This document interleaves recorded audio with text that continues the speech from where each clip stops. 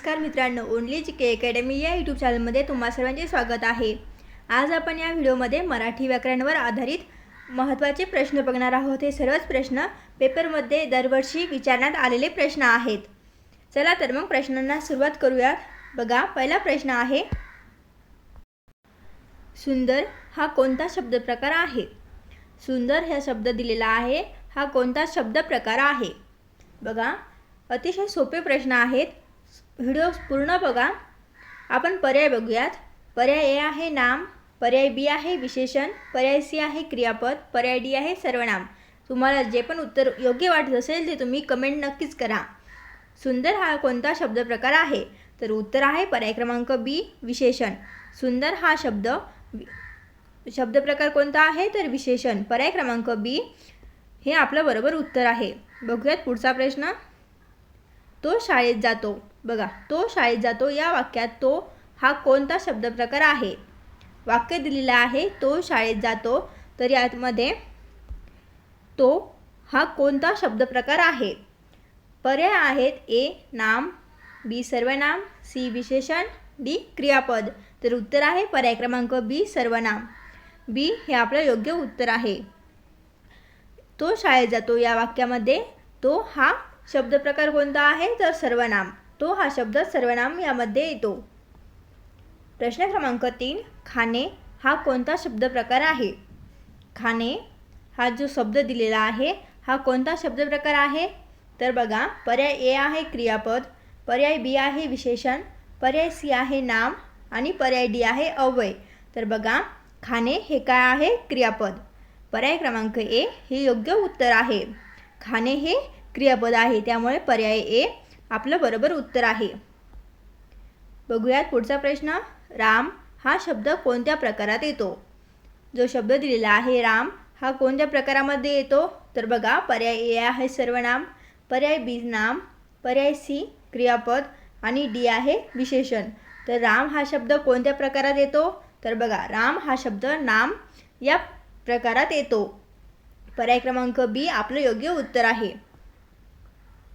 प्रश्न क्रमांक 5, खूप शब्द दिलेला आहे आपल्याला। खूप हा शब्द कोणत्या प्रकारामध्ये येतो? बघा, शब्द बघा, खूप हा शब्द कोणत्या प्रकारामध्ये येतो हे आपल्याला प्रश्नामध्ये दिलेला आहे। तर बघा, पर्याय बघूयात, अव्यय, नाम, क्रियापद, सर्वनाम। तर आपलं उत्तर आहे पर्याय क्रमांक ए अव्यय। खूप हा शब्द अव्यय या प्रकारामध्ये येतो, त्यामुळे पर्याय क्रमांक ए आपलं बरोबर उत्तर आहे। बघूयात पुढचा प्रश्न। ती सुंदर आहे या वाक्यात सुंदर काय आहे? सुंदर हा शब्द काय दर्शवतो? तर बघा, ती सुंदर आहे या वाक्यात सुंदर हा शब्द काय आहे? बघा, पर्याय बघूयात, क्रियापद, विशेषण, नाम, सर्वनाम। तर दिलेल्या पर्यायापैकी योग्य उत्तर आहे पर्याय क्रमांक बी विशेषण। ती सुंदर आहे या वाक्यामध्ये सुंदर काय आहे? तर विशेषण। सुंदर हे विशेषण आहे।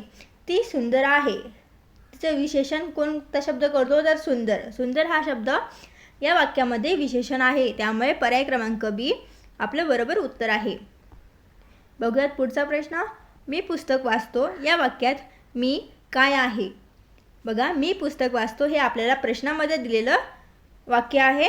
तर या वाक्यामध्ये मी हा जो शब्द आहे तो काय आहे? बघा, सर्वनाम, नाम, क्रियापद, विशेषण या दिलेल्या पर्यायापैकी मी हा शब्द काय आहे? तर बघा, तो आहे सर्वनाम। मी हा शब्द आहे सर्वनाम। पर्याय क्रमांक ए आपलं बरोबर उत्तर आहे। मी पुस्तक वाचतो या वाक्यामध्ये मी हा शब्द सर्वनाम आहे। बघूयात पुढचा प्रश्न। जलद या शब्दाचा प्रकार कोणता?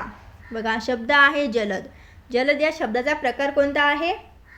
पर्याय आहेत नाम, विशेषण, क्रियापद, अव्यय। तर बघा, जलद या शब्दाचा प्रकार आहे विशेषण। पर्याय क्रमांक बी आपलं बरोबर उत्तर आहे। जलद या शब्दाचा प्रकार आहे विशेषण। बघूयात पुढचा प्रश्न। आम्ही मैदानात खेळतो। आम्ही मैदानात खेळतो या वाक्यामध्ये आम्ही काय आहे? बघा, वाक्य दिलेलं आहे आम्ही मैदानात खेळतो, तर या वाक्यामध्ये आम्ही हा शब्द काय आहे?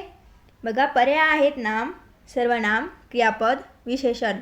तर उत्तर आहे पर्याय क्रमांक बी सर्वनाम। आम्ही म्हणजे सर्वनाम। आम्ही मैदानात खेळतो या वाक्यामध्ये आम्ही हा शब्द काय आहे तर सर्वनाम. पर्याय क्रमांक बी आपलं योग्य उत्तर आहे.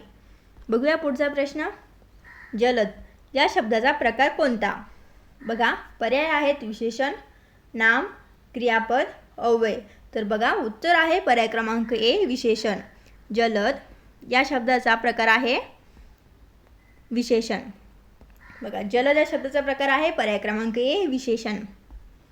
पुढचा प्रश्न बघूयात. घर हा शब्द कोणत्या प्रकारात येतो? शब्द आहे घर. घर हा शब्द कोणत्या प्रकारामध्ये येतो? पर्याय बघा नाम, सर्वनाम, क्रियापद, विशेषण. तर उत्तर आहे पर्याय क्रमांक ए नाम.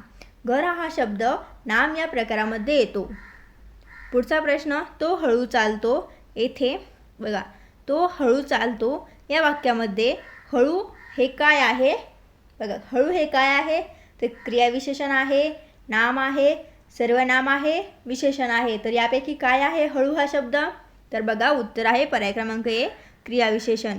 हळू हा शब्द आहे क्रियाविशेषण. त्यामुळे पर्याय क्रमांक ए आपलं बरोबर उत्तर आहे.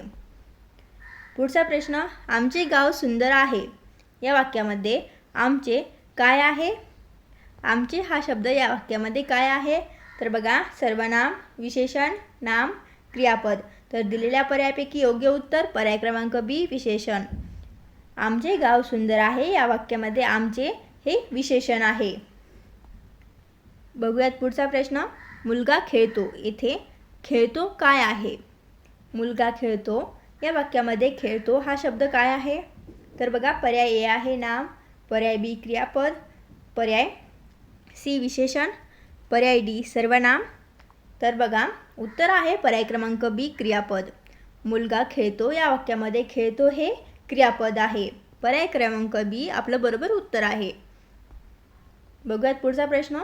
ते शाळेत गेले या वाक्यामध्ये ते काय आहे? बघा पर्याय ए सर्वनाम, पर्याय बी नाम, पर्याय सी क्रियापद, पर्याय डी विशेषण. तर उत्तर पर्याय क्रमांक ए सर्वनाम. ते शाळेत गेले या वाक्यामध्ये ते हा शब्द आहे सर्वनाम.